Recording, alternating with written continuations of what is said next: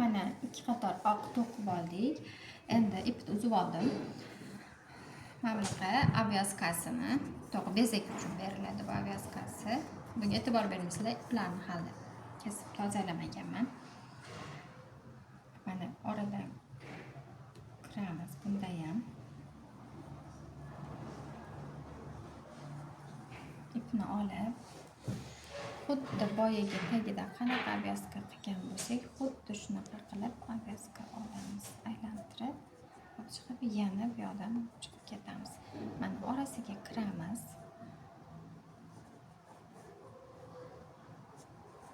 Mana chiqdik.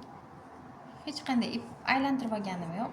Shunday sirasi bu yoqdan olib ketamiz. Yana kiramiz. Yana aylantirib,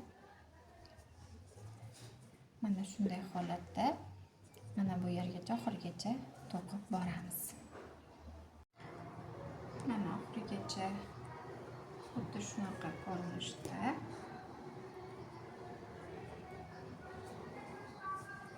to'qib kelamiz.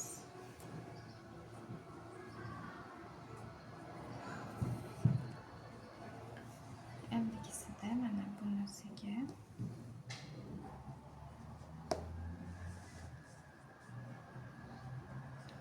mana bu hozir mana bu petlaga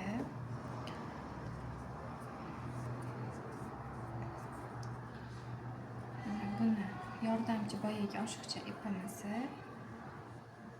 chiqarib olamiz.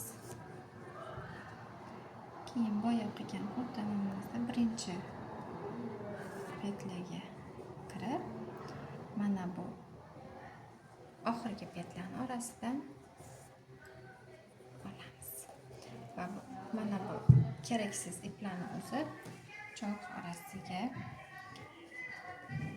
yashirib ketamiz. Mana bugungi darsimiz. Ipni ozgina mana bugungi darsimiz. Mana shunaqa chiroyli korzinkani siz ham o'z qo'lingiz bilan to'qib, o'zingiz uchun, kosmetikalar, yaqinlaringiz uchun sovg'aga foydalansangiz bo'ladi.